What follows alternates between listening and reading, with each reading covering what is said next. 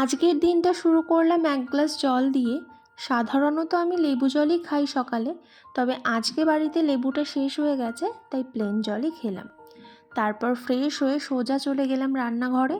Breakfast বানাতে গিয়ে মনে পড়লো গতকাল রাতের বানানো সুজির চিলার বেশ খানিকটা ব্যাটার এখনও বেঁচে আছে। তো সেটা দিয়েই গরম গরম চিলা বানিয়ে নিলাম।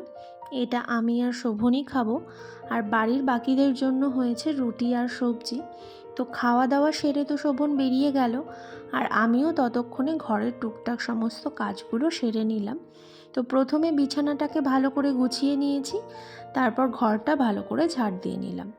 আর বেশ কয়েকদিন ধরে মনে হচ্ছিল মুখে একটু ফেস প্যাক লাগানো দরকার।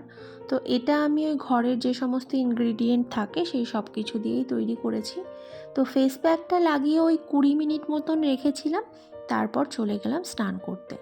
স্নানটা সেরে এসে যে বেসিক স্কিন কেয়ার থাকে সেটা সেরে নিলাম। প্রথমে ময়শ্চারাইজার, তারপর সানস্ক্রিন। আর সকালে মা বেশ কিছু জামা কাপড় ধুয়ে দিয়েছিল, তো সেগুলোই এখন একটু গুছিয়ে রাখবো।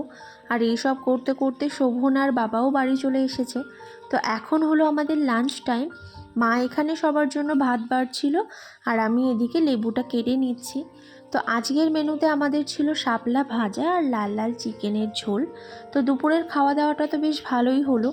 খাওয়া দাওয়া সেরে আমি একটু শুয়েও পড়েছিলাম, কারণ গতকাল এক্সারসাইজ করে আমার পায়ে ছিল ভীষণ ব্যথা। তাই শোভন একটু পা টিপে দিচ্ছে।